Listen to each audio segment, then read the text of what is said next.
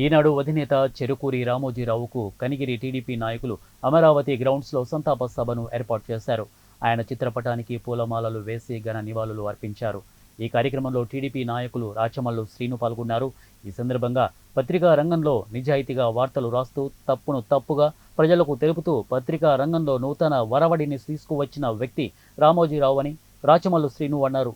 అధికారంలో ఏ పార్టీ ఉన్నా నిజాయితీతో వార్తలు రాసే వ్యక్తి రామోజీరావు అని, ఆయన మరణం పత్రిక లోకానికి, రాష్ట్రానికి, దేశానికి తీరని లోటని అన్నారు. అన్ని రంగాలలో తనదైన ముద్ర వేస్తూ అనేక మందికి ఉద్యోగ అవకాశాలు ఇస్తూ అంచెలంచెలుగా ఎదిగిన మహోన్నత వ్యక్తి రామోజీరావు అని కొనియాడారు. మార్గదర్శి సంస్థల అధినేత, అక్షరాలకి నిజాయితీ అనేది నేర్పించిన మహానుభావుడు.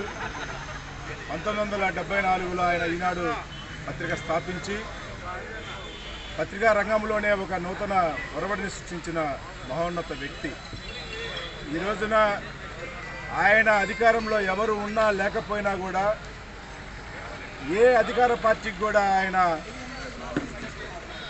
అరులు చాచకుండా, అవినీతి లేకుండా ఒక ఉద్యమకారుడిగానే పనిచేశాడు తప్ప ఏ రోజు కూడా అధికార పార్టీకి అనుకూలంగా ఏ రోజు కూడా ఆయన ప్రవర్తించలేదు. ఈరోజు అధికారంలో ఉంది, ఆ పార్టీకి లొంగిపోదామని ఏ రోజు కూడా అనుకోలేదు.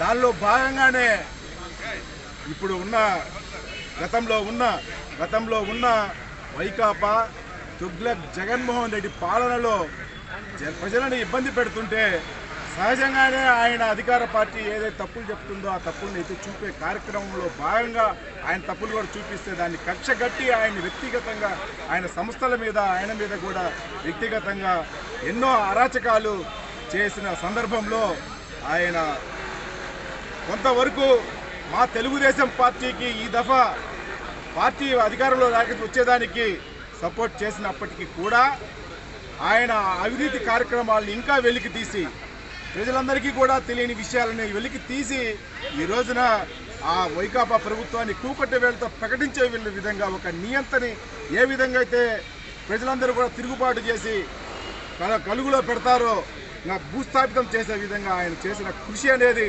తెలుగుదేశం పార్టీ, ఆంధ్రప్రదేశ్ ప్రజలు కూడా ఎవరు కూడా ఇప్పుడు మర్చిపోరని చెప్పి తెలియజేసుకుంటూ ఈ రోజున ఆయనకి తెలుగుదేశం పార్టీ తరఫున కనిగిరి నియోజకవర్గంలో ఉగ్రనరసింహారెడ్డి గారి తరఫున ఘన నివాళులు అర్పించడం అనేది జరిగింది.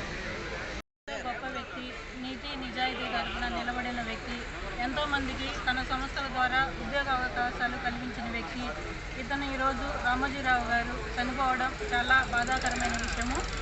ఇతను మంచి విషయాలు పేపర్లో, న్యూస్లో వేయడం వల్ల ఇంతకుముందు ఉండే జగన్మోహన్ రెడ్డి గారు ఈయన మీద ఈయన వార్తలన్నీ కూడా తప్పుడు వార్తలుగా చెప్పి ఈయన మీద ఎన్నో కేసులు, ఈయన మంచంలో ఉంటే కూడా పోలీసులు పంపించడం జరిగింది.